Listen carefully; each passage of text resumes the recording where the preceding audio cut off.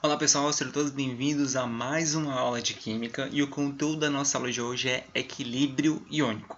Então nesta aula nós iremos ver o conceito de equilíbrio iônico, estudar constantes de ionização ou de dissociação, estudar ainda poliácidos e polibases e ainda par conjugado ácido-base. Quer saber mais sobre isso? Então chegue junto!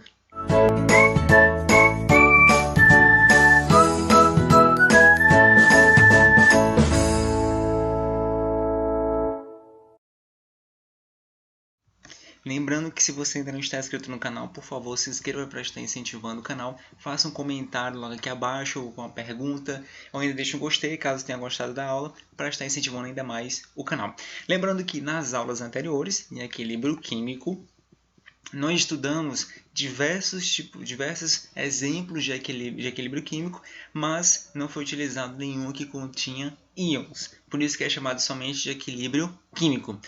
Já nesse outro, que é equilíbrio iônico, como o próprio nome já sugere, vai conter íons. Então, o equilíbrio iônico é todo equilíbrio químico que envolve a participação de íons. E esses íons eles podem vir através de uma reação de ionização, que é o que ocorre, por exemplo, de ácidos em água, ou ainda através da dissociação das bases, porque as bases elas são comumente compostos iônicos, então já são formados por íons. E quando ela entra em contato, por exemplo, com a água, os íons se separam. Então, relembrando, a ionização ela é uma reação química e que ocorre com a formação de íons que não existiam anteriormente, e para isso vamos utilizar como exemplo um ácido hipotético, que é o HA, onde o A representa um ânion. Observe que está reagindo com a água, formando o cátion hidrônio mais o ânion A1-. Então, esse aqui é um exemplo de uma reação de ionização. E se este ácido hipotético que estamos utilizando como exemplo for um ácido forte, ele vai ter um grau de dissociação bastante elevado. Então significa dizer que ele vai formar mais íons hidrônio. Portanto, vai deslocar o equilíbrio para a direita, no sentido de formação dos produtos. Os produtos que eu digo assim, com relação à reação direta. Já se o HA for um ácido fraco, vai formar pouco cátion hidrônio. Então, o equilíbrio ele vai se deslocar no sentido dos reagentes, ou seja, no sentido da reação inversa. E a dissociação? A dissociação é a separação dos íons pré-existentes em determinado meio. Vamos considerar como exemplo uma base hipotética, COH, onde C representa um cátion qualquer, que ao entrar em contato com a água, esta base, vai separar os íons formando Ca1+, e o ânion hidroxila. Para isso, se a base for forte, ou seja, que apresenta um elevado grau de dissociação, significa dizer que mais íons e os hidroxilas vão estar em solução. Portanto, se a base for forte, o equilíbrio vai ser deslocado para a direita, no sentido da reação direta. Já se a base que for utilizada for uma base fraca, o equilíbrio vai ser deslocado no sentido da esquerda, ou seja, da reação inversa, com a formação da base. Então, preste atenção que tudo que já estudamos em equilíbrio químico, vamos aplicar também em equilíbrio iônico. A diferença é que agora vai conter íons. Constante de ionização ou de dissociação. A constante de ionização ou de dissociação é semelhante ao que vimos anteriormente para as reações de equilíbrio químico, um equilíbrio que não envolvia íons, que tinha o Kc e o Kp. O Kc leva em consideração a concentração e quantidade de matéria, e o Kp leva-se em consideração a pressão parcial dos gases que participam da reação química. Então, é chamado de Ki porque é constante de ionização, mas também pode ser chamado como constante de dissociação. E ela vai ser definida a partir da constante de equilíbrio Kc. Veja, por exemplo, esta reação hipotética, mesma do ácido que utilizamos no exemplo anterior. Então, tem-se o ácido reagindo com a água, formando o cátion hidrônio mais o ânion A1-. O Kc para esta reação vai ser dado da seguinte forma.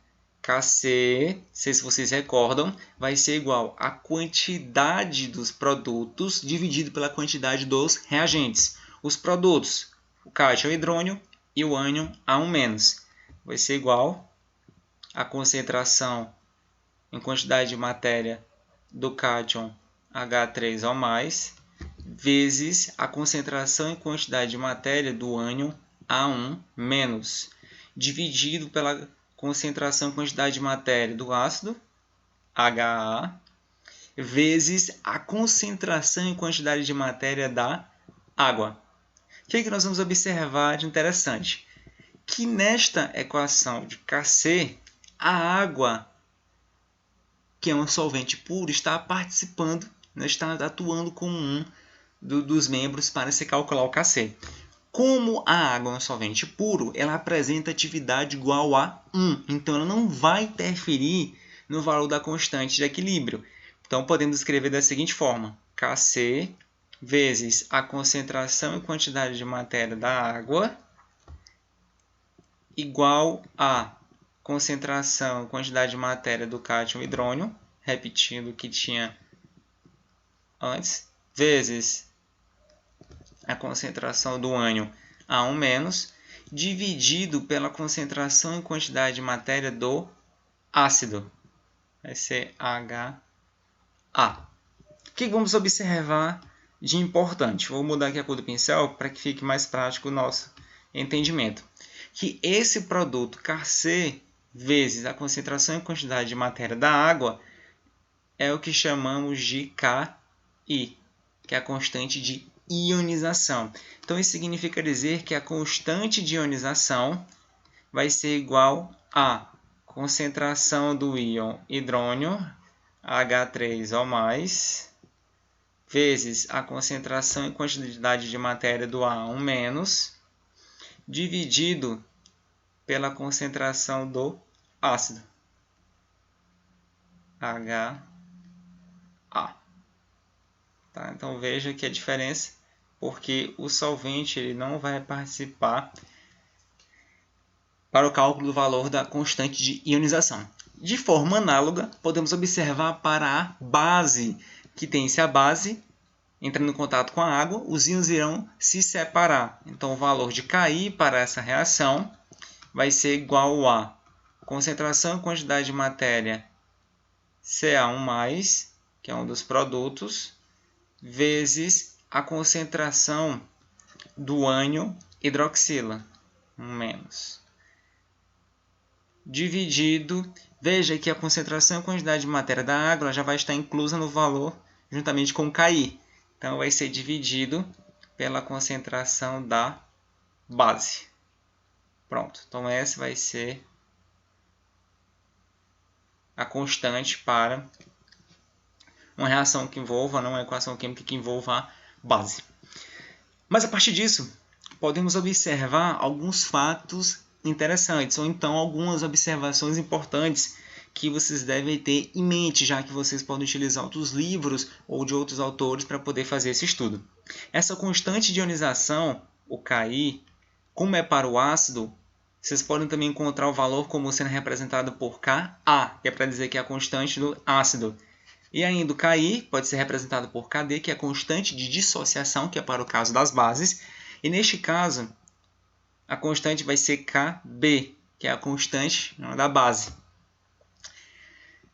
E ainda que quanto maior for a constante do ácido, maior vai ser o grau de ionização do ácido. Consequentemente, mais forte vai ser o ácido. E vice-versa, ou seja, quanto menor for a constante de equilíbrio, menor vai ser o grau de ionização, consequentemente, menos forte ou então mais fraco vai ser o ácido. E ainda para a base, quanto maior for o valor de Kb, maior vai ser a dissociação da base, consequentemente, mais forte vai ser a base e vice-versa. Quanto menor for o valor de Kb, que é a constante da equação, menor vai ser o grau de dissociação, consequentemente, mais fraca vai ser a base. Tá? E ainda tem em mente que o valor de Ka e Kb ele só é alterado com a temperatura, assim como acontece com o valor de Kc e o valor de Kp. Vamos lá então para estudar os poliácidos e polibases. O que são poliácidos e o que são polibases? Os poliácidos são os ácidos que apresentam mais de 2 hidrogênios ionizáveis. E polibases são aquelas que apresentam mais de duas ou mais hidroxilas que podem ser dissociadas. Vamos ver então essa parte de poliácidos e polibases, porque tanto na ionização quanto na dissociação, respectivamente, o hidrogênio ionizável ele vai ser liberado por etapas. Ou seja, se tiver 2 hidrogênios em um ácido que seja ionizável, os hidrogênios vão sair por etapa. Primeiro, um hidrogênio vai ser ionizado e depois, na segunda etapa, o outro hidrogênio vai ser ionizado. A mesma coisa acontece com a base. Se ela tiver 3 hidroxilas, por exemplo, a primeira hidroxila vai sair na primeira etapa, na dissociação, depois o ânion vai liberar a outra hidroxila, depois vai liberar a terceira hidroxila, ou seja, ocorre por etapas. Vamos pegar como exemplo este ácido hipotético, que tem 3 hidrogênios ionizáveis. Na etapa 1, observe que o ácido ele vai reagir com a água, liberando o primeiro hidrogênio ionizável, que vai formar o cátion hidrônio. E ainda este ânion também vai estar presente em solução. Para essa reação, tem-se a constante, que é o Ka1, e tem-se ainda o grau de ionização, que é o alfa 1. Depois, esse ânion que foi formado, ele vai reagir com outra molécula de água, liberando mais um hidrogênio ionizável, que vai formar o íon hidrônio, formando ainda este ânion. E aqui terá-se a constante do ácido 2 e o grau de ionização 2. O que a gente pode observar comparando essas duas reações? Que o primeiro hidrogênio que é liberado, que é ionizado, ele sai mais facilmente. Já o segundo átomo de hidrogênio ionizado ele já tem maior dificuldade para sair. Por quê? Observe que na solução vai estar presente um ânion que foi formado. Esse ânion ele vai tentar atrair, ou seja, ele tem uma certa relação atrativa pelo hidrogênio ionizado. Então, mais difícil vai ser dele ser ionizado. Na etapa 3, o ânion que ainda tem o ânion com carga 2+, que é o ânion bivalente, ele não apresenta um hidrogênio ionizável. Vai reagir com a molécula de água, formando mais um cátion hidrônio e formando um ânion A3-, que é um ânion trivalente. E tem-se para a reação a constante A3 e ainda o grau de ionização alfa 3. Se a gente for somar essas 3 etapas, vamos encontrar uma reação global. E os membros que apresentam tanto do lado esquerdo quanto do lado direito, eles vão ser cancelados. E após fazer esse cancelamento, vamos encontrar que a reação global vai ser o ácido com 3 hidrogênios ionizáveis, reagindo com 3 moléculas de água, ou seja, uma molécula de água para cada hidrogênio que vai ser ionizado, formando 3 cátions hidrônio, mais o ânion trivalente, que é o A3-. E para esta reação global, tem-se a constante de ionização, que é o Ka, e ainda o grau de ionização para este ácido. Vamos então representar a constante para cada uma dessas etapas. Então, o K1 é representado dessa forma, os produtos divididos pela concentração do reagente. Observe que a água ela não vai entrar no valor porque ela já está inserida no valor da constante do ácido. O K2 vai ser representado pela forma semelhante, os produtos divididos pelo reagente. O K3 também produtos divididos pelo reagente. E ainda na reação global tem-se esta representação. Tá? O Ka vai ser igual à concentração e quantidade de matéria para o ânion trivalente, vezes a concentração do íon hidrônio elevado a 3, porque o coeficiente estequiométrico dele é 3, dividido pela concentração do ácido. A partir desse ponto, tem um fato interessante que deve ser destacado, que o produto Ka1 vezes Ka2 vezes Ka3 vai ser igual à constante da reação global. Tá? Vamos representar isso. Observe, tem esse K1 vezes Ka2 vezes Ka3, que vai ser igual ao Ka. Como é que a gente vai provar que vai ser igual ao Ka? Porque cancelando o que tem esse no denominador e no numerador, A2, Vamos observar que Ka vai ser igual a concentração e quantidade de matéria do A3- vezes a concentração do hidrônio elevado a 3, que são 3, 1, 2, 3 em hidrônio, no produto, então vai ser elevado ao cubo, dividido pela concentração do ácido, que foi o único denominador que restou. Então veja que o produto das constantes de cada uma das etapas vai ser igual à constante da reação global. Vamos então estudar par conjugado ácido-base. Com certeza você provavelmente deve lembrar que existem 3 conceitos de ácidos-bases mais conhecidos. O primeiro delas é o conceito de arrênios, que é o que mais é estudado, que os ácidos e bases de arrênios eles só existem se for em meio aquoso. O outro que existe é Brustad e Lowry, que esses dois cientistas de maneira independente eles deram um novo conceito para ácido e base que inclui de arrênios, mas amplia. E ainda o de Lewis, que envolve os dois conceitos anteriores e que ainda faz uma ampliação dos conceitos de ácido e base. Mas o par conjugado ácido-base ele leva em consideração os conceitos dos cientistas Brustad e Lowry.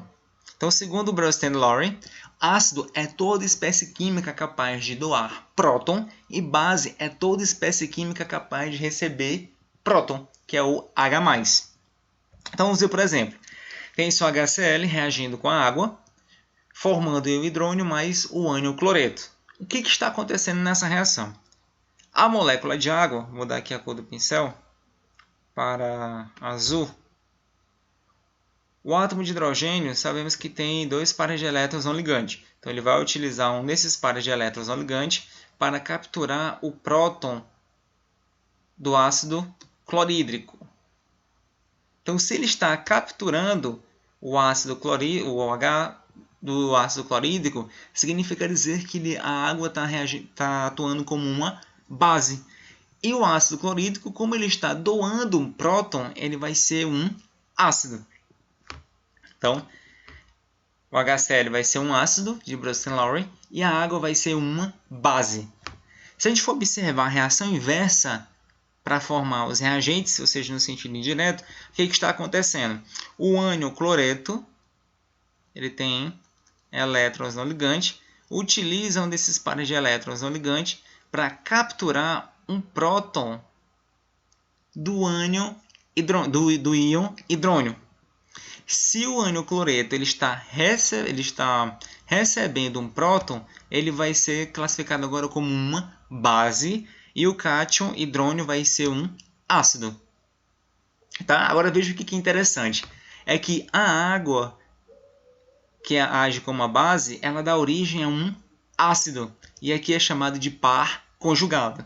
E o HCl, que é um ácido, ele dá origem, quando ele perde o próton, a uma base. E também são um par, e também representa um par conjugado. Ou seja, um ácido dá origem a uma base e uma base dá origem a um ácido. E quanto mais forte for o ácido, mais fraca vai ser a sua base conjugada e vice-versa. Vamos ver então um outro exemplo. Observe que tem-se novamente o ácido clorídrico reagindo com a molécula de água, formando o íon hidrônio mais o íon cloreto.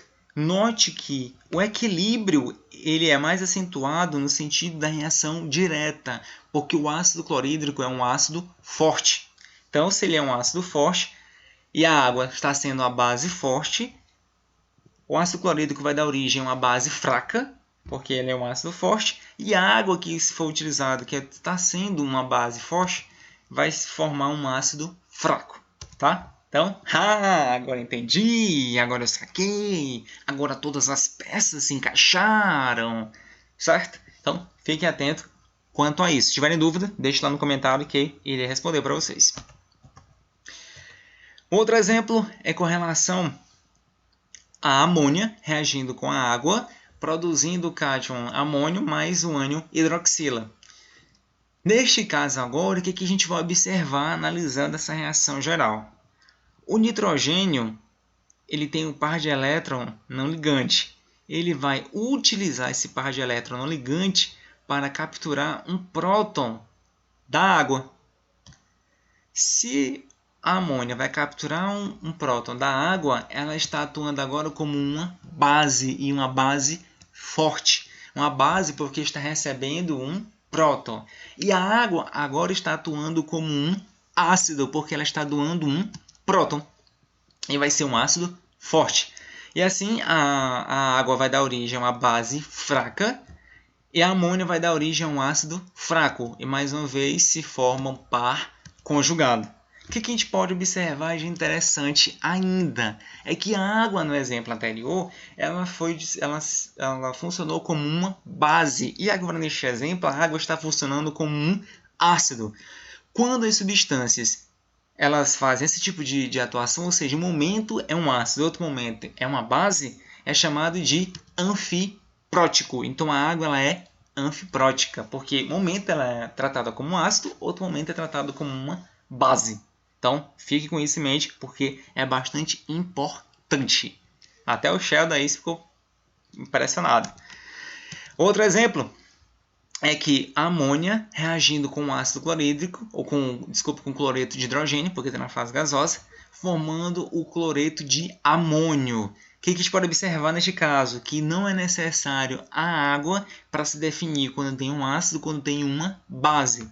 Porque a amônia ela tem um par de elétron não ligante, vai utilizar para poder capturar o próton do cloreto de hidrogênio, então ela vai agir como uma base forte, o HCl sendo um ácido forte.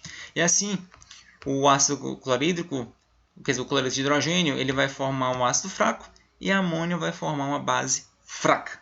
Certo? Aqui mais uma vez tem dois pares conjugados.